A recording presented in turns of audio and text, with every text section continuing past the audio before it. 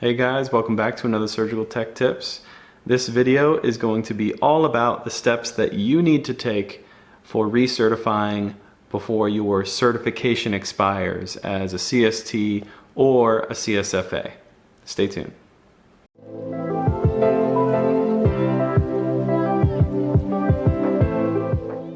Now, before we dive into the video and information here, I just want to clarify this is 100% about recertifying as a CST or a CSFA through AST or our Association of Surgical Technologists.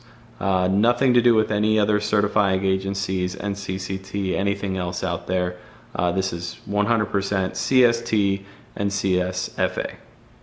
Now, both the CST and CSFA certifications both have, I guess you could say, like a 4-year lifespan, which basically means every 4 years we need to accumulate a certain amount of credits to be able to keep that certification going. The way we are able to do this are through continuing education credits, or CEUs. For the CST, you need to accumulate 60 CEUs by 4 years or within 4 years' time. And for the CSFA, you need to accumulate 75 CEU hours or credits within that 4-year period. Now, AST, or the Association of Surgical Technologists, they are a national agency here in America, and they assist surgical techs in many different avenues in a state and legislative level. But aside from that, they also offer a multitude of different continuing education opportunities for surgical techs just across the country. And not only do they, offer these types of opportunities, but they are also like our main organization that organizes all of our CEUs. As members of AST, they organize all of our CEUs, they process all of it, and they're able to keep all of that information on their website through our member logins and what have you, and they're able to communicate to NBSTSA, our actual certifying agency, when it comes time to recertify, and they'll be able to communicate and show that all of these continuing education credits actually have been completed. So let me take you through a list of continuing education opportunities that you can possibly use for CEUs for your recertification. So number one would be healthcare facility sponsored in-services. There's a lot of different in-services that we see in the healthcare field, but ones that are put on by your hospital for you, the employee, could be something like CPR training, which you have to do every 2 years to get your BLS done. So something like that could be submitted back to AST for continuing education credits. Number two is a surgical mission, surprisingly. You can only use the surgical mission once every 4 years, I believe, as far as the AST website says. But you can be awarded up to 10 CEUs for going out on a surgical mission. And for those of you that don't know what a surgical mission is, it's basically a group of medical professionals, surgeons, doctors, nurses that fly out to an impoverished third world country that may not have access to health care or surgery or anything like that. Doctors with Borders and other types of groups out there, they bring these medical professionals out there to these countries and use their expertise to perform surgical procedures on these people that do not have access to healthcare.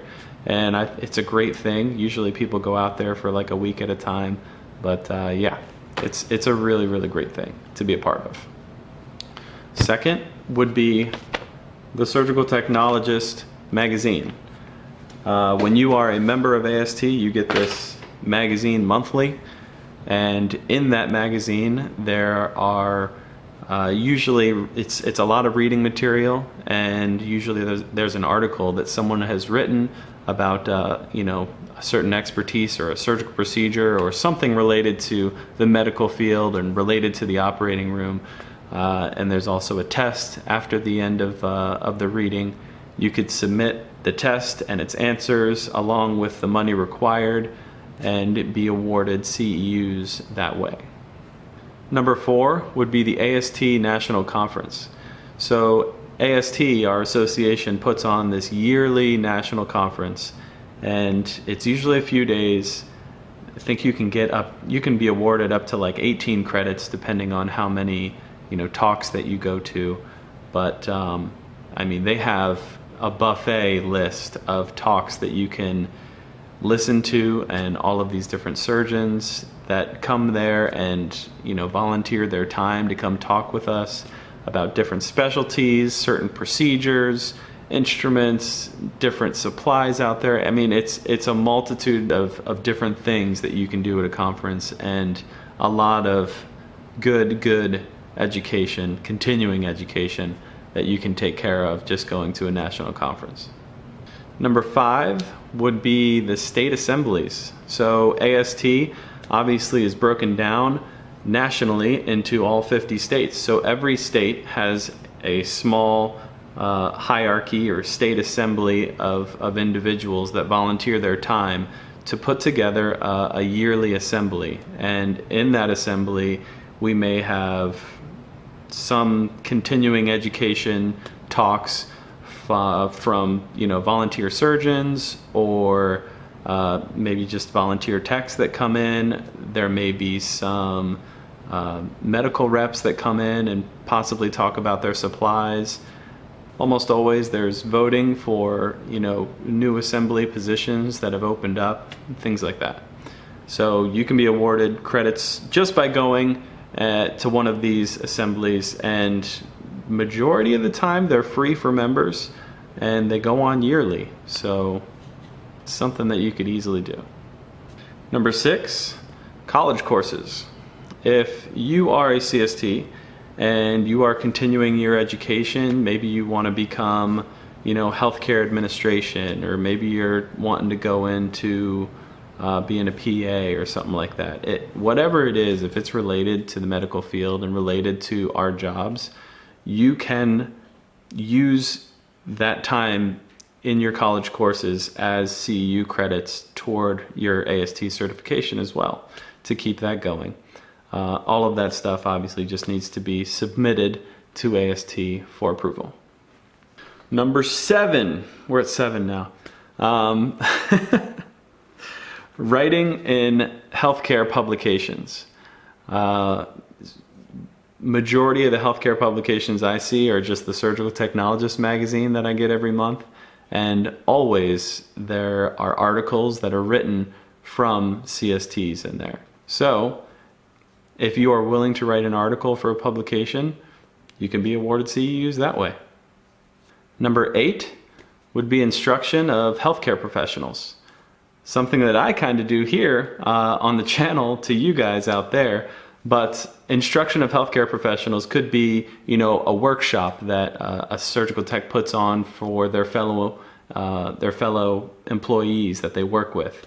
It could go as far as going into a local school and doing a lecture on, for me, it would be like doing a lecture on heart surgery or something like that, or different heart surgical procedures. Those types of things could be used as continuing education credits as well. Number 9 is probably the easiest one to do, and that's just going directly on the AST website, logging into your member ID and just going into the CEU section, and you have a multitude of different opportunities there with different CEU packages that you could do. I think you get 3 free CEUs per year, so if you keep your membership up for the whole 4 years, that could potentially be 12 CEUs every 4 years that are just scot-free. But yeah, all of those online modules are essentially just reading and doing a test, reading through a talk and doing a test, that type of stuff. But yeah, it's all good. Now, most of this stuff is not free. There's no such thing as a free lunch when it comes to life, as my old economics teacher used to tell us. To keep your membership up, it's $80 a year, and each continuing education credit that you submit is $6, I believe. So that would add up to $360 if you were recertifying as a tech every 4 years. Not that bad if you position it out over the course of 4 years. If you try and cram it all into that last year, it can be a big chunk of change. But that's it. That's all the information I have for you guys. I will link the AST website down below, and hopefully for anybody out there that's looking into recertifying within the next few years, or maybe you just graduated and you want to know the information, it's good to have this information anyways, so you can kind of get started and get ahead. But yes, all the information will be linked down below, and I thank you guys for watching the video, and I'll see you guys again. Bye.